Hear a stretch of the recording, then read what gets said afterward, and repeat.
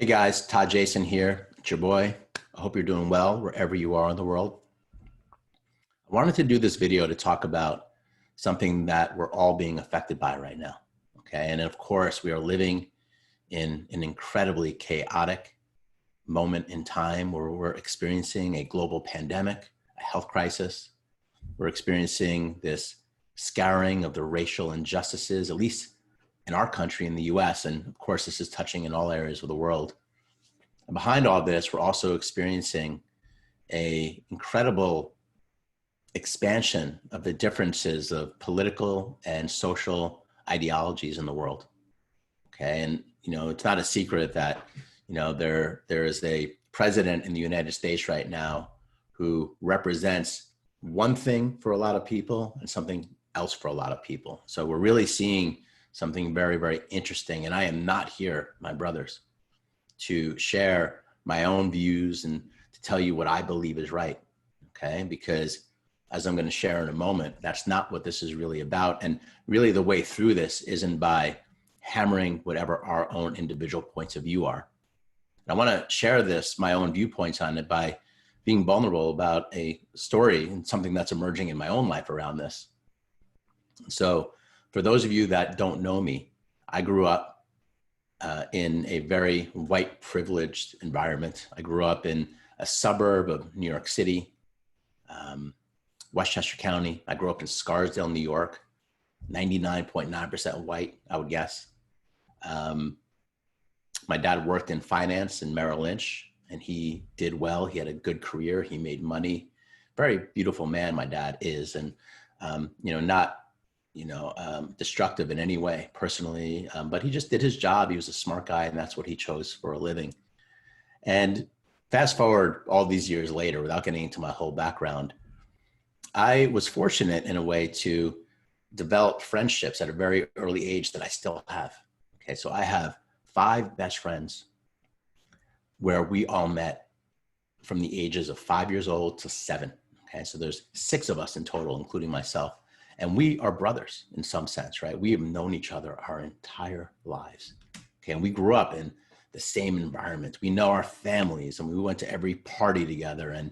And those friendships have stayed strong, okay, throughout the years, where now at 47 years old, which we all are, we're still tight. And we are still on a text message thread that is active every single day. And it's been like that consistently for the better part of 40 years. Okay, so I'm sharing that because what's so fascinating and what's happening in my life is that out of the 6 of us, there are 3 of us who probably have a more liberal ideology, and then 3 who have a very more conservative political identification. And basically 3 guys love Trump. They love what's going on. They're big Fox News guys. They love everything about the trajectory that we're seeing. And 3 of us are just kind of like scratching our heads being like, what the hell is going on, in the world? And it's been a really fascinating journey trying to have sober conversations on a text message thread with brothers of mine and guys that consider me a brother, where we share such radically different ideologies. And one of the things that's really come to light for me is just this notion of how different the world can be for people, even when there's so much similarity in terms of background and upbringing and being friends for so long. It's absolutely fascinating to watch the text thread. And for me, one of the practices that I teach, to all the men that come under my domain is this idea of becoming the witness, becoming the observer to your life, where you don't necessarily react to the content and get lost in a reactionary spin cycle. Okay, that's what we do. That's what sends us off base. So I've really been practicing this, my brothers, like really trying to stay the observer while also being honest and vulnerable about my own views, which, to be really upfront with you guys, is around the idea of, the president of the United States has not been a great leader during this pandemic. And without getting into political, I'm conservative, I'm liberal, it doesn't matter to me. This isn't a political issue, although it's been highly politicized for some reason. But there's a healthcare crisis, and there's a pandemic, and there is a virus that's new, right? And that requires unity. It requires people to come together from all over the world to actually try to figure this out and actually to use science in a good way to try to do something positive and come through this. And, you know, when I look at it, this situation really could have brought us together, and it still can, but it really is an opportunity to bring us all together. Okay, because when humans come together with a shared purpose, we're incredibly powerful. And that's one of the things that we do in our programs. We bring men together with a shared intention, and it's amazing what happens.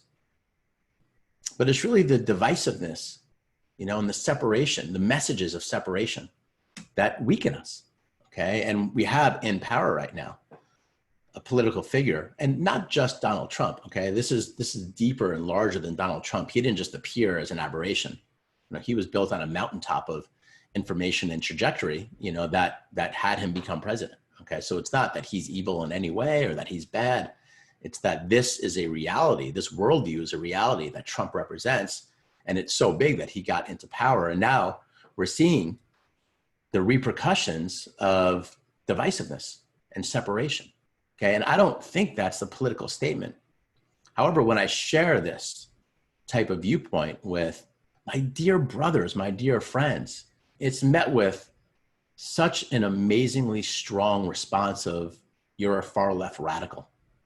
And actually what Trump is doing is amazing, and he's strong and he's a leader, and actually he's doing things politically that you don't know about that is better for our country, because there's a world out there that's against us, and we need to be strong internally. You know, we need to fight our enemies. And these are just kind of the messages that I get back.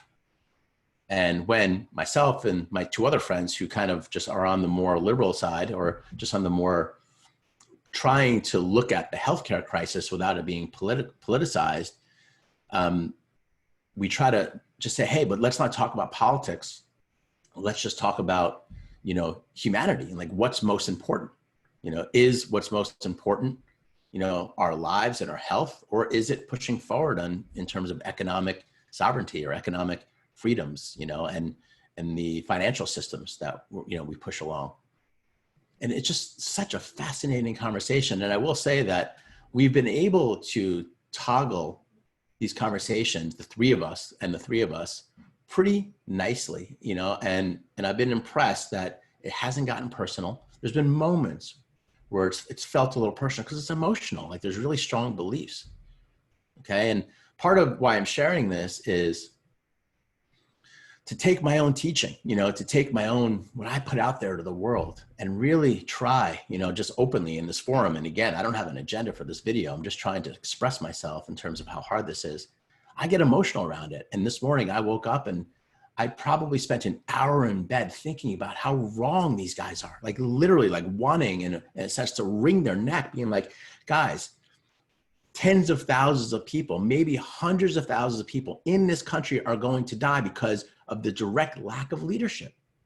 There's no system in place, and the entire messaging and communication and strategy is to deny what's actually happening and to call it lies and fake news.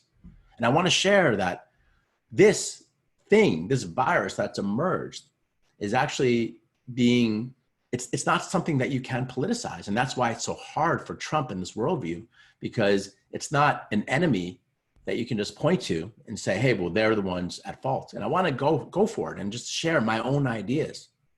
And at the same time, I am trying my hardest to pull back and see how my own views are my own bias, right? That energy that wants to push forward. And I know a lot of you out there are feeling the same way, right? But I'm trying to find that more mature version of myself, you know, where I can actually see that I am also part of a system, and that perhaps my views also have tremendous bias that I can't see, and that I'm not right, or that we people that share this worldview, which seems so common sense to me, right, are not exclusively right, and that there is some value in what Trump and his administration and his worldview, you know, represent. And even as I say it, it's hard for me to realize it, or to even understand it, because it seems so absurdly off. And that's my opinion.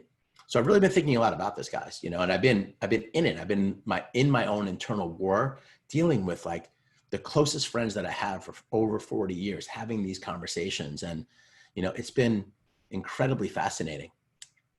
And I'll say that the notion of how diverse the information that we're getting from the world is, okay? And you have the Fox News world, and then you have kind of the CNN world.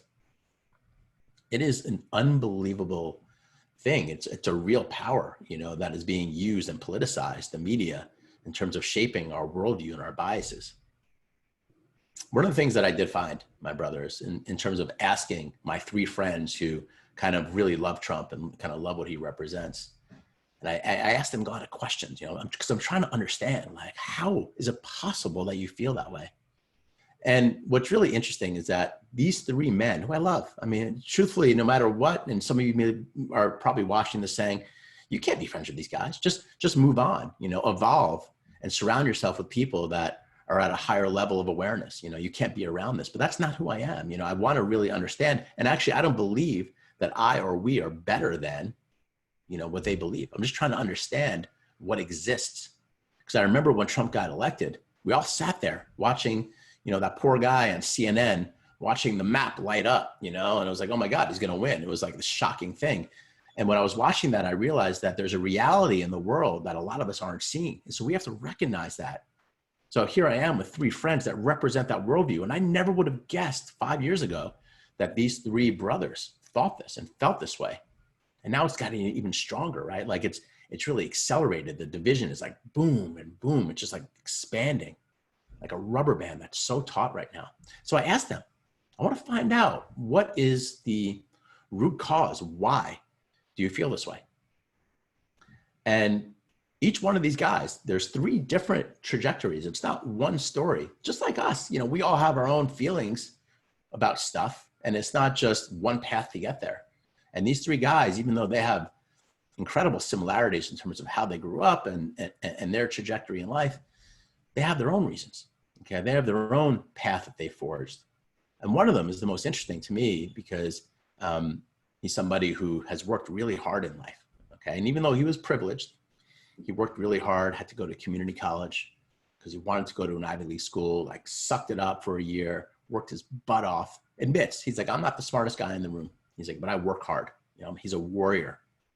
And then he went to law school, and then he's plowed his way through his law career, and he made partner in a big firm in New York. And it's been really impressive. You know, like he's somebody that I look up to because he's so persistent and disciplined and focused and just soaking up as much as he can out of his own talent and gifts and accelerating it. But when I talk to him about this, he says to me, you know, life is a war. Life is a battle, you know, and there's negative forces and positive forces. So he looks at it very, very specifically in terms of good and bad.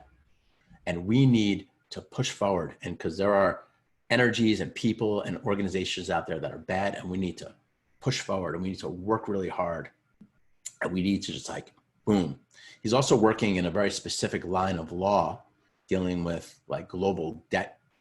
You know, he's in a very kind of like weird industry, you know, around, I mean, weird because I don't understand it, but working with kind of the military budgets and debt consolidation on a global scale. And so I think he's seeing a very specific layer of the world, the underbelly of certain things, and that's shaping his worldview even more. I'm not judging him, okay? And there's a lot of value. And actually what he says, I'm listening to him, I'm like, man, like there really is this undercurrent, you know, that has at its base a warful mindset, a war-filled mindset. And that's how he goes about the world, you know, very polar. Like there's good and there's bad, there's enemies and there's friends, you know, and we have to work really hard and we have to plow through life. And he's like, this is what I'm teaching my kids, you know, that the world is not a fair place, that people are not good. Okay. So it's fascinating to me. You know, it's fascinating, you know, to hear my friend and then to look at his history and to actually, you know, hear that. So look, I'm just sharing this because I'm like all of you. I'm confused about the state of the world in the sense of how can there be such varying ideas when, to me, the idea that people inherently are good, that there's kindness and generosity, that life is a gift, that every human being deserves the right to have a fair life of the potential to succeed and have abundance and have flow and have love and relationships, right? And have freedom.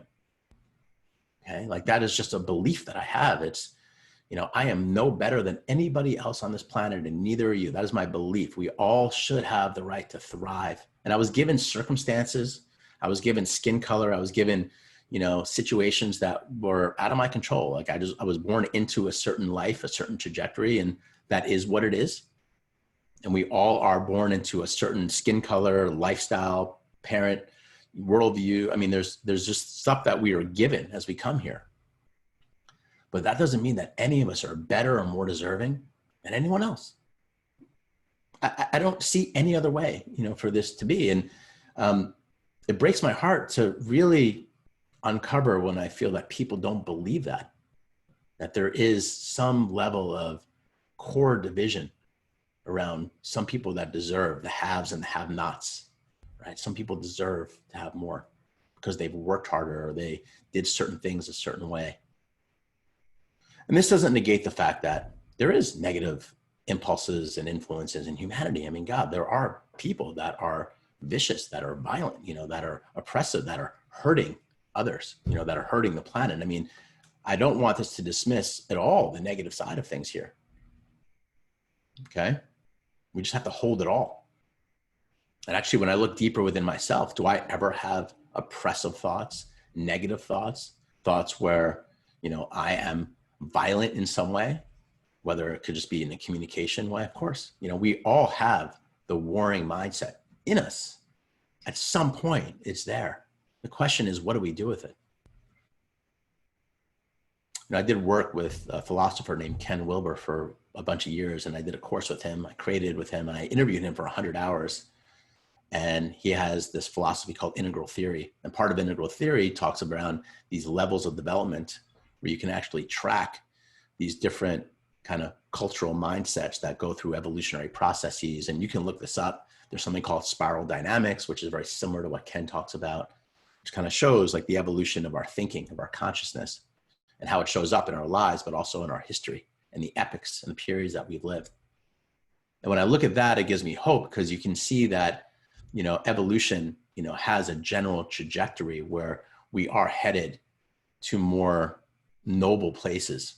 Okay. And that each epoch, each kind of like big period, that they would refer to in spiral dynamics or in integral theory as a level of development, goes through a process where it comes in and it solves the problems of the previous level or epoch. And then it goes through a health. And then it comes to the end of it where it's kind of spiraling out of control. It's kind of dying off because it's done. It's like the value of it is done. And that pain and that suffering creates a new epoch, a new level of development. It's kind of squeezing and birthing a new level of development. And a level of development is a new form of awareness, a new form of consciousness. Okay. And we're seeing that in our life. Okay. Where this whole certain level of worldview, without getting too detailed on it, is kind of like dying off, and we're seeing new things emerge. And I get happy, I get excited when I see that, okay? Because it makes me feel that, there is a larger story being told here, and whatever beliefs I might have, or you might have, or my friends might have, are not the whole thing. We all have limitations, but there's a force of evolution, a creative force, an impulse that runs through us as individuals, as people, as a culture that is beyond anything that we can fully understand. And, I go back into trusting the good. I go back into trusting that we're here and this planet is alive and this planet is gorgeous, and there's so much beauty here and there's so much love here and kindness here. And I focus on that and I'm like, this is where, we find our grace. And when I do that, I even start to feel a tremendous amount of love for my friends, which can so easily leave me. So easily I can get angry like I did this morning. But I go back into this feeling of grace and kindness that they're just doing their part. They're doing their best. They're not wrong. I'm not right. We're having amazing conversations that's enlightening us in some ways. And if we can hold that process with love, with morality, with, without going into a deep chasm of negativity or anger or frustration, which we've been doing actually in our small group, then I think that's the seeds for pushing forward in terms of evolution.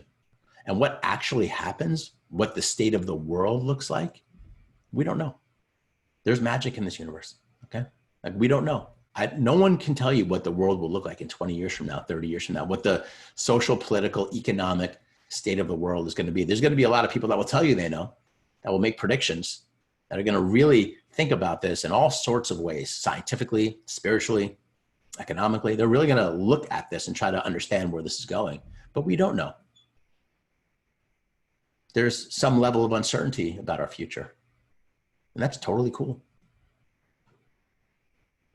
So yeah, I'm doing this video because I'm part of this process with you guys, and I've been in so much deep thinking around this and deep processing with friends and with people in my lives that hasn't just been easy. It's been really hard, to be honest.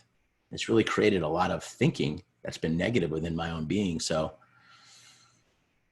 my call to you is to continue to say yes to the exploration, to continue to challenge yourself, to look outside of your own perceptions. I have so many friends that are so passionately against Trump. There's such a level of hatred and anger and frustration for the way that he is doing things and how the whole political system is just ignoring the pandemic. And I can go there. You can see I can go there, right? Pretty easily. I can join that feeling. I just don't think it's the answer. I think the answer is to experience the moral outrage. I'm not saying don't feel, because I feel it. I feel outrage when I think about thousands of people, tens of thousands, maybe hundreds of thousands of people dying because of a complete lack of leadership. I can go there with many of you, okay? I can really, really go there and talk about it and stew in it. But it's to be able to feel that moral outrage, and then to harness it into some level of activity that is positive, that is nourishing, because we can't solve the problems, the wars in the world with more war, right? So some of the things that I see from people who side with me are that they're so angry, they're so frustrated, there's so much hatred that's being spewed on the other side. It'll never solve the problem. You can't solve war with more war. You can't solve hatred, with more hatred. It doesn't work. It just doesn't work, my brothers. Okay, so what I really believe is that this moment in time that we're living, we're being called to explore something new in consciousness, and particularly as men, right? As men who are here living in this world, living in this life. I pose that question to you. How do we up-level our experience so that way we can hold all of it? We can allow ourselves to feel, the very wide range of emotions, including the anger, the hatred, the frustration, along with the hope and the bliss, right? And the idea that we can do better. How do we hold all that without spewing it out in a negative way and making the other people wrong, people that don't agree with us? How do we up level and really become the witness, really become the observer to our experience? So that way we can be an example of this next generation of man, this emerging generation of man, a man who is able to sit as a king, as a true warrior, and allow the world to unfold and to make wise decisions about the best way to be. And what do we do as men? We take care of people in our domain. We take care of the world around us. We take care of our situations. That is inherent in manhood. It's kind of a trait of masculinity. One of the things that we really teach in Man for Man in our programs. We cultivate that and we do it together, right? So my question for you is, how do you push forward? How do you be that better version of yourself? How do you end the war within you and with others in your life? So that way you can truly be the example. And when enough of us do this, is there a tipping point? Do we actually see changes in the world? Do we see systemic changes in the political, economic, social environments? How can we not? I think one of the things that we forget so easily is that the systems of the world, the politics, the economics, the social structures, the healthcare systems, these are all made up by us, by people. As we change, they change. Okay, this is called inside out change.